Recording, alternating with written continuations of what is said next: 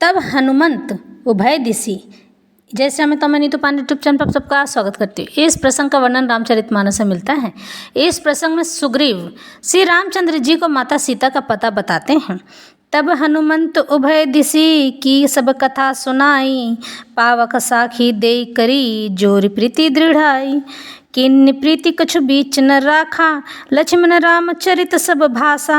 कह सुग्रीव नयन भरी बारी, मिलहि नाथ मिथिलेश कुमारी। मंत्रिन सहित यहाँ एक बारा, बैठ रहूं मैं करत विचारा।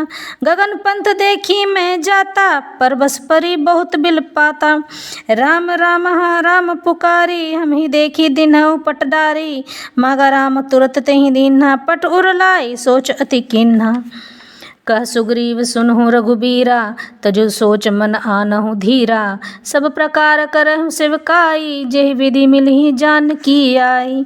तब पहले तो श्री रामचंद्र जी समझाते हैं। तब हनुमान जी ने दोनों ओर की सब कथा सुनकर अग्नि को साक्षी देकर परस्पर दृढ़ करके प्रीति जोड़ दी। अर्थात अग्नि की को साक्षी देकर प्रतिज्ञा पूर्वक उनकी मैत्री यानी मित्रता करवा दी।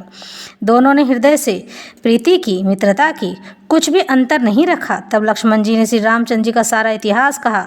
सुग्रीव ने नेत्रों में जल भरकर कहा, हे नाथ, मिथिलेश कुमारी जानकी जी मिल जाएंगी।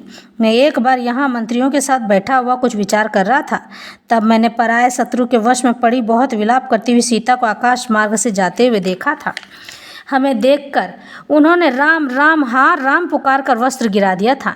श्री रामचंद्र जी ने उसे मांगा। तब सुग्रीव ने तुरंत ही दे दिया। वस्त्र को हृदय से लगाकर श्री रामचंद्र जी ने बहुत ही सोच किया।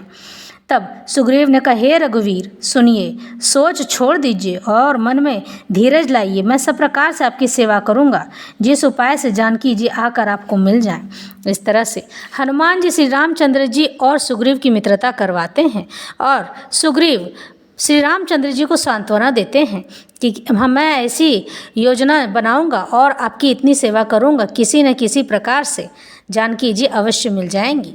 इस तरह से यह प्रसंग यहीं समाप्त होता है।